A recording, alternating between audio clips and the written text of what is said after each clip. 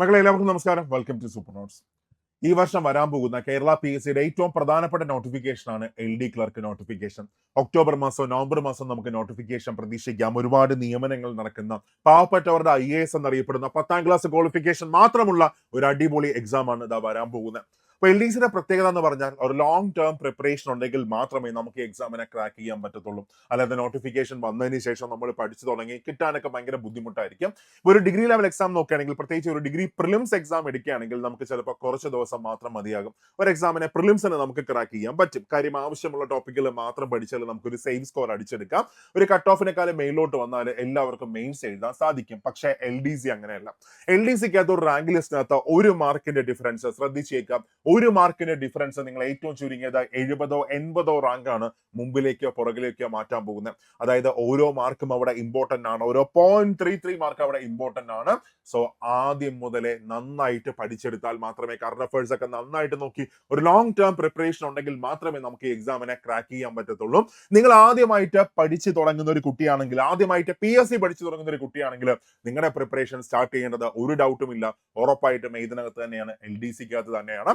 അപ്പൊ ഒരു ഒക്ടോബർ മാസമൊക്കെ ആകുമ്പോൾ അല്ലെങ്കിൽ നവംബർ മാസം ആകുമ്പോൾ നമുക്ക് നോട്ടിഫിക്കേഷൻ പ്രതീക്ഷിക്കാം. ഇപ്പോൾ മാർച്ച് മാസമായി. ഇനി നോട്ടിഫിക്കേഷൻ ആയിട്ട് നിങ്ങളുടെ മുമ്പിൽ വരും ഒരു 7 മാസങ്ങളോ അല്ലെങ്കിൽ 8 മാസങ്ങളെ മാത്രം വരത്തുള്ളൂ. എക്സാം കൂടെ ചേർത്ത് നോക്കുകയാണെങ്കിൽ അടുത്ത വർഷം ഒരു ജൂൺ മാസമൊക്കെ ആകുമ്പോൾ നമുക്ക് എക്സാമും പ്രതീക്ഷിക്കാം. ഒരു ലോങ് ടേം പ്രിപ്പറേഷൻ ആവശ്യമുള്ള ഒരു അടിപൊളി എക്സാം 2026 അടുത്ത വർഷം നോട്ടിഫിക്കേഷൻ വരും. അത് കഴിഞ്ഞ് തൊട്ടടുത്ത വർഷം എക്സാം നടക്കും. അതിന്റെ അടുത്ത വർഷം 2028 അതിന്റെ റാങ്ക് ലിസ്റ്റ് വരാം. ആ റാങ്ക് ലിസ്റ്റിൽ ആദ്യ പേരുകൾ നിങ്ങളുടേതായിരിക്കാനായിട്ട് നിങ്ങൾ ഇപ്പോഴേ നിങ്ങളുടെ പ്രിപ്പറേഷൻ നിങ്ങൾ സ്റ്റാർട്ട് ചെയ്തു. അപ്പൊ പഠിച്ചു തുടങ്ങുമ്പോൾ നിങ്ങൾക്ക് ഒരു കൺഫ്യൂഷൻ വരും, എന്താണ് ഇതിന്റെ സിലബസ്, എന്താണ് ഒഫീഷ്യൽ സിലബസ് വരുന്നത്. നമുക്ക് ആ സിലബസ് ഈ സെഷനിൽ ഡീറ്റെയിൽ ആയിട്ട് നമുക്കൊന്ന് മനസ്സിലാക്കാം.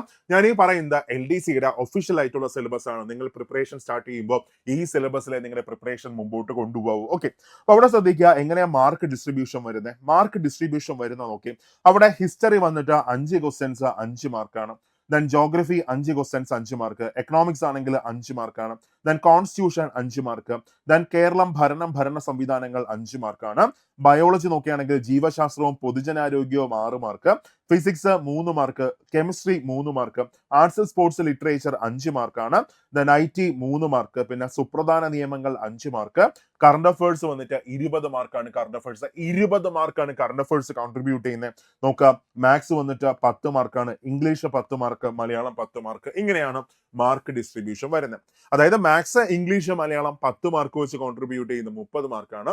ദെൻ കറണ്ട് അഫയേഴ്സ് വന്നിട്ട് 20 മാർക്ക്. ടോട്ടൽ 50 മാർക്ക് കോൺട്രിബ്യൂട്ട് ചെയ്യുന്നത് മാത്സ്, ഇംഗ്ലീഷ്, മലയാളം പിന്നെ കറണ്ട് അഫയേഴ്സ് ആണ്. ഓക്കെ, ഒരു ഡിഗ്രി പ്രിലിംസ് എക്സാം നോക്കുകയാണെങ്കിൽ മാത്സ്, ഇംഗ്ലീഷ്, മലയാളം മാത്രമാകുമ്പോൾ തന്നെ അവിടെ 50 മാർക്ക് കോൺട്രിബ്യൂട്ട് ചെയ്യുന്നുണ്ട്. അപ്പൊ അതുകൊണ്ട് പെട്ടെന്ന് നമുക്ക് തീർക്കാൻ പറ്റും. പക്ഷെ ഇവിടെ അങ്ങനെയല്ല.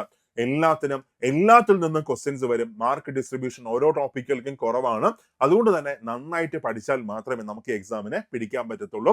അതുകൊണ്ടാണ് ഞാൻ പറയുന്നത്, നിങ്ങൾ പ്രിപ്പറേഷൻ സ്റ്റാർട്ട് ചെയ്യുന്നുണ്ടെങ്കിൽ ആദ്യം തന്നെ തുടങ്ങിയോ. ഇപ്പോഴേ തുടങ്ങിയാൽ എനിക്കൊരു കൺഫ്യൂഷൻ വരത്തില്ല. ജോലി കിട്ടുമോ ജോലി കിട്ടത്തില്ലേ ആ ഒരു കൺഫ്യൂഷൻ വരത്തില്ല. ആദ്യത്തെ എത്ര റാങ്കിനകത്ത് വരാൻ പറ്റും, 50 റാങ്കിനകത്ത് വരാൻ പറ്റുമോ, 60 റാങ്കിനകത്ത് വരാൻ പറ്റുമോ, അത് മാത്രമേ ഒരു കൺഫ്യൂഷൻ വരത്തുള്ളൂ. മറ്റേ എല്ലാം കഴിഞ്ഞ് അവസാനം നമ്മൾ സ്റ്റാർട്ട് ചെയ്യാൻ നിന്നാല് അപ്പൊ പിന്നെ കൺഫ്യൂഷൻ എന്താണ്, ജോലി കിട്ടുമോ ജോലി കിട്ടത്തില്ലേ, അതായിരിക്കും കൺഫ്യൂഷൻ. സോ ഇപ്പോഴേ നിങ്ങളുടെ പ്രിപ്പറേഷൻ നിങ്ങൾ സ്റ്റാർട്ട് ചെയ്തു. ഈ കാണുന്നതാണ് മാർക്ക് ഡിസ്ട്രിബ്യൂഷൻ വരുന്നത്. ഇനി സിലബസിന് ഡീറ്റെയിൽ ആയിട്ട് നമ്മൾ നോക്കുമ്പോൾ ഡീറ്റെയിൽഡ് സിലബസ് ഇതാണ്. അപ്പോൾ ഹിസ്റ്ററി നോക്കുകയാണെങ്കിൽ 5 മാർക്കാണ്. ആ 5 മാർക്കിന് നമ്മൾ കേരള ഹിസ്റ്ററി നോക്കണം, ഇന്ത്യൻ ഹിസ്റ്ററി നോക്കണം, വേൾഡ് ഹിസ്റ്ററി നോക്കണം. ഓക്കെ, അപ്പൊ അവിടെ നോക്കുക, കേരള ഹിസ്റ്ററി നോക്കുകയാണെങ്കിൽ ഒന്ന്, കേരളം യൂറോപ്യന്മാരുടെ വരവ്, പിന്നെ യൂറോപ്യന്മാരുടെ സംഭാവന, മാർത്താണ്ഡവർമ്മ മുതൽ ശ്രീ ചിത്ര തിരുനാൾ വരെയുള്ള ട്രാവൻകൂർ ഡൈനാസ്റ്റി മൊത്തം പഠിക്കാനുണ്ട്. ദെൻ സാമൂഹിക മത നവോത്ഥാന പ്രസ്ഥാനങ്ങൾ, കേരളത്തിലെ ദേശീയ പ്രസ്ഥാനങ്ങൾ, കേരള ചരിത്രത്തിന്റെ സാഹിത്യ സ്രോതസ്സുകൾ, ഐക്യ കേരള പ്രസ്ഥാനം, 1956 ശേഷമുള്ള കേരളത്തിലെ സാമൂഹിക രാഷ്ട്രീയ ചരിത്രം. ഓക്കെ, ഇത്രയാണ് കേരള ഹിസ്റ്ററി നോക്കാനുള്ളത്.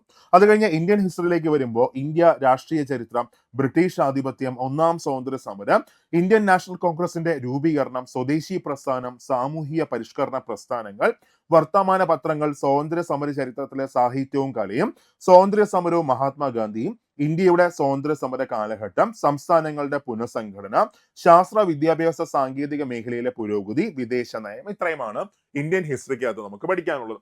അത് കഴിഞ്ഞ് വേൾഡ് ഹിസ്റ്ററി നോക്കുകയാണെങ്കിൽ ഇംഗ്ലണ്ടിലെ മഹത്തായ വിപ്ലവം, അമേരിക്കൻ സ്വാതന്ത്ര്യ സമരം, French revolution, Russian revolution, Chinese വിപ്ലവം, രണ്ടാം ലോക മഹായുദ്ധാനന്തര രാഷ്ട്രീയ ചരിത്രം, ഐക്യരാഷ്ട്ര സംഘടന, മറ്റ് അടിസ്ഥാന സംഘടനകൾ, ഇത്രയുമാണ് ഇന്ത്യൻ ഹിസ്റ്ററി വേൾഡ് ഹിസ്റ്ററിക്കകത്ത് നോക്കാനുള്ളത്. ഓക്കെ, ഇത്രയും പഠിച്ചാൽ 5 മാർക്കേ കിട്ടത്തുള്ളൂ.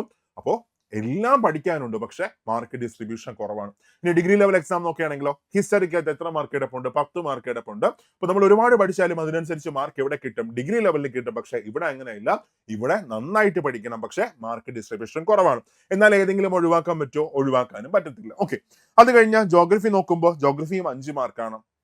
ഈ 5 മാർക്കിനകത്ത് കേരള ജോഗ്രഫി മൊത്തം നോക്കണം, ഇന്ത്യൻ ജോഗ്രഫി മൊത്തം നോക്കണം, പിന്നെ വേൾഡ് ജോഗ്രഫി മൊത്തം നോക്കണം. അവിടെ നോക്കാം, ജോഗ്രഫിക്കകത്ത് വേൾഡ് ജോഗ്രഫി നോക്കുകയാണെങ്കിൽ ഭൂമിശാസ്ത്രത്തിന്റെ അടിസ്ഥാന തത്വങ്ങൾ, ഭൂമിയുടെ ഘടന, അന്തരീക്ഷം, പാറകൾ, ഭൗമ ഉപരിതലം, അന്തരീക്ഷ മർദ്ദവും കാറ്റും, താപനിലയും ഋതുക്കളും, ആഗോള പ്രശ്നങ്ങൾ, ആഗോള താപനം, ദെൻ വിവിധ തരം മലിനീകരണങ്ങൾ, മാപ്പുകൾ, ടോപ്പോഗ്രാഫിക് മാപ്പുകൾ, അടയാളങ്ങൾ, വിദൂര സംവേദനം, ഭൂമിശാസ്ത്രപരമായ വിദൂര സംവേദനം, ദെൻ മഹാസമുദ്രങ്ങൾ, സമുദ്രചലനങ്ങൾ, ഭൂഖണ്ഡങ്ങൾ, ലോകരാഷ്ട്രങ്ങളും അവയുടെ സവിശേഷതകളും, ഇത്രയുമാണ് വേൾഡ് ജോഗ്രഫിക്കകത്ത് പഠിക്കാനുള്ളത്. അത് കഴിഞ്ഞ് ഇന്ത്യൻ ജോഗ്രഫിയിലേക്ക് വരുമ്പോൾ ഇന്ത്യയുടെ ഭൂപ്രകൃതി, സംസ്ഥാനങ്ങൾ, അവയുടെ സവിശേഷതകൾ, ഉത്തരപർവ്വത മേഖല, നദികൾ, ഉത്തര മഹാസമുദ്രം, ഉപദ്വീപീയ പീഠഭൂമി, തീരപ്രദേശം, കാലാവസ്ഥ, സ്വാഭാവിക സസ്യപ്രകൃതി, കൃഷി, ധാതുക്കളും വ്യവസായങ്ങളും, ഊർജ സ്രോതസ്സുകൾ, റോഡ്, ജല, റെയിൽ, വ്യോമ ഗതാഗത സംവിധാനങ്ങൾ, ഇത്രയുമാണ് ഇന്ത്യൻ ജോഗ്രഫിക്കകത്ത് പഠിക്കാനുള്ളത്. അത് കഴിഞ്ഞ് കേരള ജോഗ്രഫി നോക്കുമ്പോൾ കേരളത്തിന്റെ ഭൂപ്രകൃതി, ജില്ലകൾ, സവിശേഷതകൾ, നദികൾ, കാലാവസ്ഥ, സ്വാഭാവിക സസ്യപ്രകൃതി, വന്യജീവി, കൃഷിയും ഗവേഷണ സ്ഥാപനങ്ങളും, ധാതുക്കളും വ്യവസായങ്ങളും, ഊർജ സ്രോതസ്സുകൾ, റോഡ്, ജല, റെയിൽ, വ്യോമ ഗതാഗത സംവിധാനങ്ങൾ, ഇത്രയുമാണ് നമുക്ക് കേരള ജോഗ്രഫിക്കകത്ത് നോക്കാനുള്ളത്. അത് കഴിഞ്ഞ് എക്കണോമിക്സിലേക്ക് വരുമ്പോൾ 5 മാർക്കാണ്. കുറച്ച് ടോപ്പിക്കിലെ പഠിക്കാനുള്ളൂ. ആശ്വാസം. ഏതൊക്കെയാണ് നോക്കാനുള്ളത്? 1, ഇന്ത്യ സാമ്പത്തിക രംഗം, പഞ്ചവത്സര പദ്ധതികൾ, പ്ലാനിംഗ് കമ്മീഷൻ, നീതി ആയോഗ്, നവ സാമ്പത്തിക പരിഷ്കാരങ്ങൾ, ധനകാര്യ സ്ഥാപനങ്ങൾ, കാർഷിക വിളകൾ, ധാതുക്കൾ, പിന്നെ ഹരിത വിപ്ലവം, ഇത്രയുമാണ് എക്കണോമിക്സിനകത്ത് നോക്കാനുള്ളത്. അത് കഴിഞ്ഞ് ഇന്ത്യൻ കോൺസ്റ്റിറ്റ്യൂഷൻ നോക്കുമ്പോൾ ഭരണഘടനാ നിർമ്മാണ സമിതി, formation of constitution, then constitutional assembly, ഭരണഘടനാ നിർമ്മാണ സമിതി, അത് കഴിഞ്ഞ ആമുഖം, പൗരത്വം, മൗലിക അവകാശങ്ങൾ, നിർദ്ദേശക തത്വങ്ങൾ, മൗലിക കടമകൾ, ഗവൺമെന്റിന്റെ ഘടകങ്ങൾ, പ്രധാനപ്പെട്ട ഭരണഘടനാ ഭേദഗതികൾ, 42-ാം ഭേദഗതി, 44-ാം ഭേദഗതി, 52-ാം ഭേദഗതി, 73-ാം ഭേദഗതി, 74-ാം ഭേദഗതി, 86-ാം ഭേദഗതി, പിന്നെ 91-ാം ഭേദഗതി. കുറച്ച് ഭേദഗതികൾ മാത്രമേ പഠിക്കാനുള്ളൂ. സെലക്റ്റീവ് ആയിട്ട് മാത്രം നിങ്ങൾ അമെന്റ്മെന്റ്സ് നോക്കിയാൽ മതി. അതിനുശേഷം പഞ്ചായത്തി രാജ്, ഭരണഘടനാ സ്ഥാപനങ്ങളും അവയുടെ ചുമതലകളും, യൂണിയൻ ലിസ്റ്റ്, സ്റ്റേറ്റ് ലിസ്റ്റ്, പിന്നെ കൺകർ ലിസ്റ്റ്, ഇത്രയുമാണ് ഇന്ത്യൻ കോൺസ്റ്റിറ്റ്യൂഷനകത്ത് നോക്കാനുള്ളത്. അത് കഴിഞ്ഞ കേരളം, ഭരണ സംവിധാനങ്ങൾ നോക്കുകയാണെങ്കിൽ കേരളം സംസ്ഥാന സിവിൽ സർവീസ്, ഭരണഘടനാ സ്ഥാപനങ്ങൾ, വിവിധ കമ്മീഷനുകൾ, സാമൂഹിക സാമ്പത്തിക വാണിജ്യ ആസൂത്രണ അടിസ്ഥാന വിവരങ്ങൾ, ദുരന്ത നിവാരണ അതോറിറ്റി, തണ്ണീർത്തട സംരക്ഷണം, തൊഴിലും ജോലിയും, ദെൻ ദേശീയ ഗ്രാമീണ തൊഴിൽ പദ്ധതികൾ, ഭൂപരിഷ്കരണങ്ങൾ, സ്കീമുകൾ, കുട്ടികൾ, മുതിർന്ന പൗരന്മാർ എന്നിവരുടെ സംരക്ഷണം, സാമൂഹിക ക്ഷേമം, പിന്നെ സാമൂഹിക സുരക്ഷിതത്വം, ഇത്രയുമാണ് ഏതിനകത്ത് നോക്കാനുള്ളത്? കേരളം, ഭരണ സംവിധാനങ്ങൾക്കകത്ത് നമുക്ക് പഠിക്കാനുള്ളത്. അത് കഴിഞ്ഞാൽ ബയോളജിയിലേക്ക് പോകുമ്പോൾ ജീവശാസ്ത്രവും പിന്നെ പൊതുജനാരോഗ്യം. അവിടെ നോക്കേണ്ടത് മനുഷ്യ ശരീരത്തെക്കുറിച്ചുള്ള പൊതു അറിവ്, ജീവകങ്ങളും ധാതുക്കളും അവയുടെ അപര്യാപ്തത രോഗങ്ങളും, സാംക്രമിക രോഗങ്ങളും രോഗകാരികളും, കേരളത്തിലെ ആരോഗ്യക്ഷേമ പ്രവർത്തനങ്ങൾ. മക്കളെ, ഇമ്പോർട്ടന്റ് ടോപ്പിക് ആണ് കേരളത്തിലെ ആരോഗ്യക്ഷേമ പ്രവർത്തനങ്ങൾ. മസ്റ്റ് ആയിട്ടും അത് ആദ്യം തന്നെ നിങ്ങൾ പഠിച്ചു തുടങ്ങിക്കോ. അപ്പോൾ ടെസ്റ്റ് ഒക്കെ എഴുതുമ്പോൾ എപ്പോഴും നമുക്ക് മാർക്ക് സ്കോർ ചെയ്ത് മുമ്പിലോട്ട് നമുക്ക് നിൽക്കാം. ഓക്കെ, അത് കഴിഞ്ഞ് ജീവിതശൈലി രോഗങ്ങൾ, അടിസ്ഥാന ആരോഗ്യ വിജ്ഞാനം, ദെൻ പരിസ്ഥിതിയും പിന്നെ പാരിസ്ഥിതിക പ്രശ്നങ്ങളും. ഓക്കെ, അത് കഴിഞ്ഞ് ഫിസിക്സിലേക്ക് പോകുമ്പോൾ 3 മാർക്കാണ്. ദെൻ ഭൗതിക ശാസ്ത്രത്തിന്റെ ശാഖകൾ, ദ്രവ്യം, യൂണിറ്റ്, അളവുകളും തോതും, ചലനം, ന്യൂട്ടന്റെ ചലന നിയമങ്ങൾ, 3-ാം ചലന നിയമം, ആക്കം, പിന്നെ അത് കഴിഞ്ഞ പ്രൊജക്റ്റൈൽ മോഷൻ, 3-ാം ചലന നിയമം ഉപയോഗപ്പെടുത്തുന്ന സന്ദർഭങ്ങൾ, ISROയുടെ ബഹിരാകാശ നേട്ടങ്ങൾ. അത് കഴിഞ്ഞ് പ്രകാശത്തിലേക്ക് പോകുമ്പോൾ ലെൻസ്, ദർപ്പണം, ദെൻ അത് കഴിഞ്ഞ് R=2F എന്ന സമവാക്യം ഉപയോഗപ്പെടുത്തിയിട്ടുള്ള ഗണിത പ്രശ്നങ്ങൾ, പ്രകാശത്തിന്റെ വിവിധ പ്രതിഭാസങ്ങൾ, മഴവില്ല്, വസ്തുക്കളുടെ വിവിധ വർണ്ണങ്ങൾ, electro magnetic spectrum, IR rays, UV rays, X rays, photo electric effect. പിന്നെ അത് കഴിഞ്ഞ ശബ്ദത്തിലേക്ക് വരുമ്പോൾ അവിടെ വിവിധ ശബ്ദ തരംഗങ്ങൾ, ദെൻ വിവിധ മാധ്യമങ്ങളിൽ പ്രകാശത്തിന്റെ പ്രവേഗം, അനുരണനം, ആവർത്തന, പ്രതിപതനം, ഇത്രയുമാണ് ശബ്ദത്തിനകത്ത് നമുക്ക് നോക്കാനുള്ളത്.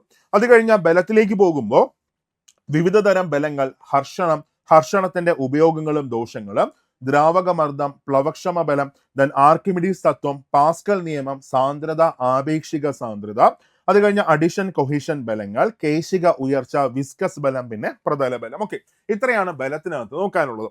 അതിനുശേഷം ഗ്രാവിറ്റിയിലേക്ക് പോകുമ്പോൾ ഗുരുത്വാകർഷണം, അഭികേന്ദ്ര ബലം, അപകേന്ദ്ര ബലം, ഉപഗ്രഹങ്ങൾ, പലായന പ്രവേഗം, പിണ്ഡവും ഭാരവും, ജിയുടെ മൂല്യം, ഭൂമിയുടെ വിവിധ സ്ഥലങ്ങളിൽ ജിയുടെ മൂല്യം. ഓക്കെ, അതിനുശേഷം താപം നോക്കുകയാണെങ്കിൽ താപം, താപനില, വിവിധതരം തെർമോമീറ്ററുകൾ, ആർദ്രത, ആപേക്ഷിക ആർദ്രത, പ്രവൃത്തി, ഊർജം, പവർ, ഗണിത പ്രശ്നങ്ങൾ, ഉത്തോലകങ്ങൾ, വിവിധതരം ഉത്തോലകങ്ങൾ. ഓക്കെ, അതിനുശേഷം കെമിസ്ട്രിയിലേക്ക് പോകുമ്പോൾ ആറ്റം, തന്മാത്ര, ദ്രവ്യത്തിന്റെ വിവിധ അവസ്ഥകൾ, രൂപാന്തരത്വം, വാതക നിയമങ്ങൾ, അക്വറീജ്യ, മൂലകങ്ങൾ, ആവർത്തന പട്ടിക, ലോഹങ്ങളും അലോഹങ്ങളും, രാസഭൗതിക മാറ്റങ്ങൾ, രാസപ്രവർത്തനങ്ങൾ, ലായനികൾ, മിശ്രിതങ്ങൾ, സംയുക്തങ്ങൾ.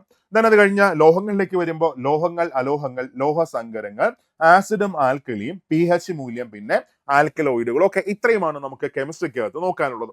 അതിനുശേഷം ആർട്സ്, സ്പോർട്സ്, ലിറ്ററേച്ചർ 5 മാർക്കാണ്. ദെൻ കലയ്ക്കകത്ത് നോക്കാനുള്ളത് കേരളത്തിലെ പ്രധാന ദൃശ്യ ശ്രവ്യ കലകൾ, ഇവയുടെ ഉത്ഭവം, വ്യാപനം, പരിശീലനം എന്നിവ കൊണ്ട് പ്രശസ്തമായ സ്ഥലങ്ങൾ, പ്രശസ്തമായ സ്ഥാപനങ്ങൾ, പ്രശസ്തരായ വ്യക്തികൾ, പ്രശസ്തരായ കലാകാരന്മാർ, പിന്നെ പ്രശസ്തരായ എഴുത്തുകാരുകൾ. ഓക്കെ, അതിനുശേഷം കായികത്തിലേക്ക് പോകുമ്പോൾ കായിക രംഗത്ത് വ്യക്തിമുദ്ര പതിപ്പിച്ച കേരളത്തിലെയും ഇന്ത്യയിലെയും ലോകത്തിലെയും പ്രധാന കായിക താരങ്ങൾ, അവരുടെ കായിക ഇനങ്ങൾ, ദെൻ അവരുടെ നേട്ടങ്ങൾ, അവർക്ക് ലഭിച്ചിട്ടുള്ള ബഹുമതികൾ.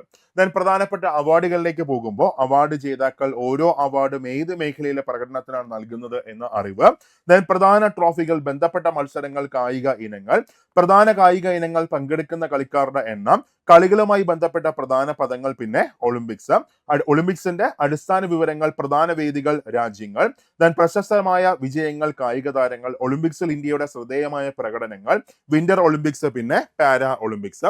ദെൻ അത് കഴിഞ്ഞ് ഏഷ്യൻ ഗെയിംസിലേക്ക് പോകുമ്പോൾ Asian games, Afro Asian games, Commonwealth games, SAF games, വേദികൾ, രാജ്യങ്ങൾ, ദെൻ ഇന്ത്യയുടെ ശ്രദ്ധേയമായ പ്രകടനം, പിന്നെ ഇതര വസ്തുക്കളും കൂടെ ചേർത്ത് പറയുന്നുണ്ട്. നാഷണൽ ഗെയിംസ്, ഗെയിംസ് ഇനങ്ങൾ, മത്സരങ്ങൾ, താരങ്ങൾ, നേട്ടങ്ങൾ, ഓരോ രാജ്യത്തിന്റെയും ദേശീയ കായിക ഇനങ്ങൾ, ദെൻ വിനോദങ്ങൾ ഏതൊക്കെയാണ്, ഗെയിംസുമായിട്ട് ബന്ധപ്പെട്ട പേരുകളും കൂടെ മൊത്തം ഒന്ന് പഠിച്ചു വെച്ചു. ഓക്കെ, അതിനുശേഷം സാഹിത്യത്തിലേക്ക് പോകുമ്പോൾ ഒരുപാട് നോക്കാനുള്ളത്.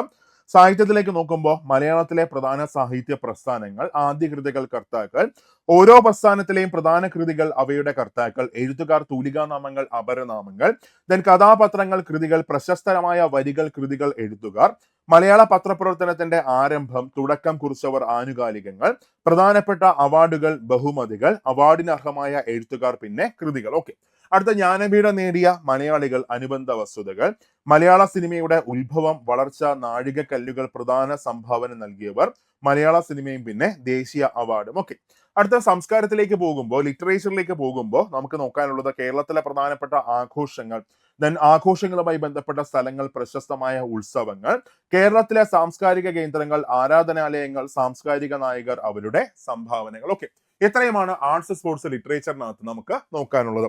അതിനുശേഷം IT പോകുമ്പോൾ IT 3 മാർക്കാണ്. Hardware, input device, output device, പിന്നെ മെമ്മറി ഡിവൈസസ്, അത്രയും നോക്കാനുള്ളത്. സോഫ്റ്റ്വെയറിലേക്ക് പോകുമ്പോൾ classification of software, then system software, പിന്നെ application software, operating system, functions and example, popular application software packages, word processor, spreadsheet, database package, presentation and image editors, അതിന്റെ uses, features and fundamental concept of each. അതിനുശേഷം basic of programming, types of instruction, input, output, store, control, transfer, പിന്നെ അത് കഴിഞ്ഞടുത്ത് ലാംഗ്വേജസിനെ കുറിച്ച് detail ആയിട്ട് പഠിക്കേണ്ടത്. അതായത് C++, Java, അതിനെക്കുറിച്ചൊന്നും questions ഒന്നും വരത്തില്ല, ഇവിടെ കിടപ്പുണ്ട്. അത് കഴിഞ്ഞ് കമ്പ്യൂട്ടർ നെറ്റ്വർക്ക് ആണ്. കമ്പ്യൂട്ടർ നെറ്റ്വർക്കിനകത്ത് type of network, LAN, WAN, MAN, അതിന്റെ ഫീച്ചേഴ്സ്, ആപ്ലിക്കേഷൻ എന്തൊക്കെയാണ്, നെറ്റ്വർക്ക് ഡിവൈസുകളായ media, switch, hub, router, bridge, gateway, ഇത് എന്തിനു വേണ്ടി ഉപയോഗിക്കുന്നു അതൊന്ന് നോക്കി വെച്ചിരിക്കുക. അടുത്ത ഇന്റർനെറ്റിലേക്ക് വരുമ്പോൾ services, www, email, search engine, social media, then web designing, browser, HTML, അതിന്റെ ബേസിക്സ് ഒന്ന് നോക്കി വെച്ചേക്കാം. ഈ ഗവർണൻസ് എന്താണെന്ന് മനസ്സിലാക്കി വെച്ചേക്കാം. അത് കഴിഞ്ഞാൽ cyber law and cyber crimes ആണ്. സൈബർ ലോ ആൻഡ് സൈബർ ക്രൈംസിനകത്ത് types of crimes, then IT act, അതിന്റെ അമെൻമെന്റ് ആക്ട്, IT അമെൻമെന്റ് ആക്ടും കൂടെ ഒന്ന് നോക്കി വെച്ചേക്കാം. അത് കഴിഞ്ഞ് നെക്സ്റ്റ് സുപ്രധാന നിയമങ്ങളാണ്. ആ സുപ്രധാന നിയമങ്ങൾ 5 മാർക്കിനാണ് സുപ്രധാന നിയമങ്ങൾ വരുന്നത്. അതിനകത്ത് നോക്കാനുള്ളത് ഒന്ന് റൈറ്റ് ടു ഇൻഫർമേഷൻ ആക്ട് ആണ്, വിവരാവകാശ നിയമം. ദെൻ ഇൻഫർമേഷൻ എക്സംപ്റ്റ് കോൺസ്റ്റിറ്റ്യൂഷൻ അതിന്റെ constitution of information commissions. Then power അതിന്റെ ഫംഗ്ഷൻസ് മൊത്തം നോക്കി വെച്ചേക്കാം. ദെൻ പ്രൊട്ടക്ഷൻ ഓഫ് കൺസ്യൂമേഴ്സ്, അതായത് കൺസ്യൂമർ പ്രൊട്ടക്ഷൻ ആക്ട്, ഉപഭോക്തൃ സംരക്ഷണ നിയമം ഒന്ന് പഠിച്ചു വെച്ചേക്കാം. അടുത്ത law of the protection of vulnerable sections, protection of civil rights, atrocities against SC and ST, National Commission for Scheduled Caste and Scheduled Tribe, Kerala State Scheduled Caste and Scheduled Tribe Commission, National and State Minority Commission, National Human Rights Commission and State Human Rights Commission, protection of senior citizens. Okay, ഇത്രയാണ് അവിടെ നോക്കാനുള്ളത്. അതിനുശേഷം protection and safe guarding of woman, offences accepting public decency and morals, National and State Commission for Women, the Protection of Women from Domestic Violence Act 2005 നോക്കി വെച്ചേക്കാം. Then protection and safeguards of children, protection of children from sexual offence, അതായത് POCSO act ഒന്ന് നോക്കി വെച്ചേക്കാം. പിന്നെ അത് കഴിഞ്ഞ് current affairs ആണ്. 20 മാർക്കാണ് കറണ്ട് അഫേഴ്സ് വരുന്നത് മക്കളെ. 20 മാർക്ക്. ഒരിക്കലും അത് സ്കിപ്പ് ചെയ്യരുത്. നിങ്ങൾ എന്ത് ചെയ്യാം, ഓരോ ദിവസം ഓരോ ടോപ്പിക്കിൽ ഫസ്റ്റ് പഠിച്ചു തീർക്കുക. എന്നിട്ട് എല്ലാ ദിവസവും ഒരു 20 ക്വസ്റ്റ്യൻസ് വെച്ച് നിങ്ങൾ പ്രാക്ടീസ് ചെയ്ത് പോകണം. അപ്പോൾ ടോപ്പിക്കിൽ മൊത്തം നമ്മുടെ കയ്യിലുണ്ട്. മാത്രമല്ല എല്ലാ ദിവസവും 20 ക്വസ്റ്റ്യൻസ് വെച്ച് നമ്മൾ പഠിക്കുകയാണ്. എങ്ങനെ ക്വസ്റ്റ്യൻ ചോദിച്ചാലും നമ്മുടെ കയ്യിൽ നിന്ന് പോകത്തില്ല. കാര്യം ഇപ്പോഴേ നമ്മൾ നമ്മുടെ പ്രിപ്പറേഷൻ സ്റ്റാർട്ട് ചെയ്തു. ഓരോ ദിവസം കറണ്ട് അഫേഴ്സ് സെറ്റ് ആയിട്ട് പഠിച്ചു പോവുകയാണ്. അപ്പോൾ ആദ്യ ദിവസം കുറച്ച് ദിവസങ്ങൾ കൊണ്ട് തന്നെ നിങ്ങൾ കറണ്ട് അഫേഴ്സിൽ പ്രോ ആയിട്ട് മാറും. സോ സ്ട്രാറ്റജി എന്താണ്? ആദ്യം കറണ്ട് അഫേഴ്സിലെ പ്രധാന ടോപ്പിക്കിൽ മൊത്തം പഠിക്കുക. പിന്നെ എല്ലാ ദിവസവും ഒരു 20 ക്വസ്റ്റ്യൻസ് വെച്ച് കറണ്ട് അഫേഴ്സ് അങ്ങ് പ്രാക്ടീസ് ചെയ്ത് പോവാം. അതിനുശേഷം നെക്സ്റ്റ് വരേണ്ടത് ഈ കറണ്ട് അഫേഴ്സിനകത്ത് ഇമ്പോർട്ടൻ്റ് ആയിട്ട് ആദ്യം പഠിക്കുന്ന ടോപ്പിക് ഇതാണ്. ഫസ്റ്റ് സെൻട്രൽ അപ്പോയിന്റ്മെന്റ്സ് മൊത്തം ഒന്ന് നോക്കി വെച്ചേക്കാം. അത് കഴിഞ്ഞാൽ സ്റ്റേറ്റ് അപ്പോയിന്റ്മെന്റ്സ് മൊത്തം ഒന്ന് നോക്കി വെച്ചേക്കാം. Central appointments, state appointments. അത് കഴിഞ്ഞാൽ പ്രധാനപ്പെട്ട അവാർഡുകൾ മൊത്തം ഒന്ന് പഠിച്ചു വെച്ചേക്കാം. ലിറ്റററി അവാർഡ്സ് മൊത്തം നോക്കുക, ഓസ്കാർ, അതേപോലെ തന്നെ നൊബേൽ പ്രൈസ്, അങ്ങനെ പ്രധാനപ്പെട്ട അവാർഡ്സ് മൊത്തം ഒന്ന് നോക്കി വെച്ചേക്കാം. അതിനുശേഷം നോക്കേണ്ടത് പ്രധാനപ്പെട്ട സ്പോർട്സ് ഇവന്റ്സ് മൊത്തം ഒന്ന് പഠിച്ചു വെച്ചേക്കുക. സ്പോർട്സ് ഇവന്റ്സിൽ ഇന്ത്യയുടെ കോൺട്രിബ്യൂഷൻ, ലാസ്റ്റ് നടന്ന ഇവന്റ്സിൽ ഇന്ത്യയുടെ പൊസിഷൻ എന്താണ്, ആരാണ് കപ്പടിച്ചത്, ആ ഇവന്റ്സിന്റെ മൊത്തം വേദികൾ എവിടെയായിരുന്നു പഠിച്ചു വെച്ചേക്കുക. അതേപോലെ തന്നെ മിലിറ്ററി എക്സസൈസ് ഒന്ന് പഠിച്ചു വെച്ചേക്കണം കേട്ടോ. ഇന്ത്യയുടെ പ്രധാനപ്പെട്ട സൈനിക എക്സസൈസ് മൊത്തം നോക്കാം. അതിനുശേഷം സെൻട്രൽ മിനിസ്ട്രി ഒന്ന് നോക്കുക, സ്റ്റേറ്റ് മിനിസ്ട്രി ഒന്ന് നോക്കുക. ഇപ്പൊ ഇലക്ഷൻ നടക്കാൻ പോവുകയാണ്. ഇലക്ഷന് ശേഷം ആ സ്റ്റേറ്റ് മിനിസ്ട്രി മൊത്തം ഒന്ന് പഠിച്ചു വെച്ചേക്കാം. അതേപോലെ തന്നെ ഇന്ത്യയുടെ ഇൻഡസ് റേറ്റിംഗ് മൊത്തം ഒന്ന് നോക്കി വെച്ചേക്കാം. Central government schemes, state government schemes മൊത്തം ഒന്ന് പഠിച്ചു വെച്ചേക്കാം. പിന്നെ പുതുതായിട്ട് വന്ന നാഷണൽ പാർക്കുകൾ, ടൈഗർ റിസർവ് മൊത്തം ഒന്ന് നോക്കി വെച്ചേക്കാം. അതേപോലെ തന്നെ നേരത്തെ പറഞ്ഞു ഓരോ പദവികളിൽ ആരൊക്കെ ഇരിക്കുന്നത്, ഗ്രാൻഡ് സ്ലാം ഒന്ന് പഠിച്ചു വെച്ചേക്കാം. അങ്ങനെ പ്രധാനപ്പെട്ട ഹോട്ട് ടോപ്പിക്സ് മൊത്തം ഒന്ന് നോക്കി വെച്ചേക്കണം കേട്ടോ. അതിനുശേഷം മാത്സിലേക്ക് പോകുമ്പോൾ മാത്സ് 5 മാർക്കാണ് മാത്സ് വരുന്നത്. Reasoning 5 mark, total 10 mark. മാത്സിനകത്ത് വരുന്നത് ഒന്ന് നമ്പർ സിസ്റ്റം ആണ്, സംഖ്യകളും പിന്നെ അടിസ്ഥാന ക്രിയകളും. അതിനുശേഷം ഭിന്നസംഖ്യകളും ദശാംശ സംഖ്യകളും, ശതമാനം, ലാഭവും നഷ്ടവും, സാധാരണ പലിശ, കൂട്ടുപലിശ. അതിനുശേഷം അംശബന്ധവും അനുപാതവും, സമയവും ദൂരവും, സമയവും പ്രവൃത്തിയും, ശരാശരി, കൃത്യംഗങ്ങൾ, ജാമിതീയ രൂപങ്ങളുടെ ചുറ്റളവ്, വിസ്തീർണം, വ്യാപ്തം തുടങ്ങിയവ. പിന്നെ പ്രോഗ്രഷൻ. ഇത്രയുമാണ് മാത്സിനകത്ത് നോക്കാനുള്ളത്. അതിനുശേഷം റീസണിങ്ങിലേക്ക് വരുമ്പോൾ ശ്രേണികൾ, സംഖ്യാശ്രേണികൾ, അക്ഷരശ്രേണികൾ, ഗണിത ചിഹ്നങ്ങൾ ഉപയോഗിച്ചുള്ള പ്രശ്നങ്ങൾ, സ്ഥാനനിർണയ പരിശോധന, സമാന ബന്ധങ്ങൾ, ഒറ്റയാന കണ്ടെത്തുക, സംഖ്യാ അവലോകന പ്രശ്നങ്ങൾ, കോഡിങ്ങും ഡീകോഡിങ്ങും, കുടുംബ ബന്ധങ്ങൾ, ദിശാവബോധം, ക്ലോക്കിലെ സമയവും പിന്നെ കോണളവും, ദെൻ ക്ലോക്കിലെ സമയവും പിന്നെ പ്രതിബിംബവും, കലണ്ടറും തീയതിയും, ക്ലറിക്കൽ ശേഷി പരിശോധിക്കുന്നതിനുള്ള ചോദ്യങ്ങൾ. ഇത്രയുമാണ് റീസണിങ്ങിനകത്ത് നോക്കാനുള്ളത്. അതിനുശേഷം ഇംഗ്ലീഷിലേക്ക് വരുമ്പോൾ നോക്കാനുള്ളത് ഏതൊക്കെയാണ്? ഇംഗ്ലീഷിലേക്ക് വരുമ്പോൾ ഒന്ന് ഗ്രാമർ നോക്കുകയാണെങ്കിൽ first type of sentence and interchange of sentences ആണ്. പിന്നെ different parts of speech, agreement of subject and verb, articles, അതിന്റെ ഡെഫിനിറ്റ് ആർട്ടിക്കിൾ പിന്നെ indefinite article, uses of primary and modal auxiliary verb, question tag, infinitive and gerunds, പിന്നെ tenses നോക്കി വെച്ചേക്കാം. Tenses in conditional sentence ഒന്ന് നോക്കി വെച്ചേക്കാം. അതായത് tenses പിന്നെ ഇഫ് ക്ലോസ് ആണ് നോക്കേണ്ടത്. Then preposition, the use of correlatives, അത് കഴിഞ്ഞ് direct and indirect speech, active and passive voice, correction of sentence, പിന്നെ ഡിഗ്രീസ് ഓഫ് കമ്പാരിസൺ. ഇത്രയുമാണ് ഇംഗ്ലീഷിന്റെ ഗ്രാമർ പോർഷൻ മൊത്തം നമ്മൾ നോക്കാനുള്ളത്. അതിനുശേഷം വൊക്കാബുലറിയിലേക്ക് പോകുമ്പോൾ വൊക്കാബുലറി നോക്കേണ്ടത് സിംഗുലർ ആൻഡ് പ്ലൂറൽ, പിന്നെ change of gender, collective nouns, word formation from other words and use of prefix and suffix, compound words, synonym, antonym, phrasal verb, then foreign words and phrases, one word substitutes, words often confused, spelling test, പിന്നെ idioms and their meaning, expansion and meaning of common abbreviations. ഇത്രയുമാണ് വൊക്കാബുലറിക്ക് അകത്ത് നോക്കാനുള്ളത്. അതിനുശേഷം മലയാളം 10 മാർക്കാണ്. ഈ മലയാളത്തിനകത്ത് grammar portion ഒന്നുമില്ല, വൊക്കാബുലറിയാണ് full വരുന്നത്. അപ്പൊ അവിടെ വൊക്കാബ്സ് പഠിക്കേണ്ട ഏതൊക്കെയാണ്? ഒന്ന് പദശുദ്ധി, പിന്നെ വാക്യശുദ്ധി, പരിഭാഷ, ഒറ്റപ്പദം, പര്യായം, വിപരീത പദം, ശൈലികൾ, പഴഞ്ചൊല്ലുകൾ, സമാന പദം, ചേർത്തെഴുതുക, സ്ത്രീലിംഗം പിന്നെ പുല്ലിംഗം, വചനം പിന്നെ പിരിച്ചെഴുത്ത്, ചേർത്തെഴുത്ത്, ഘടകപദങ്ങളുടെ ചേർത്തെഴുത്ത്.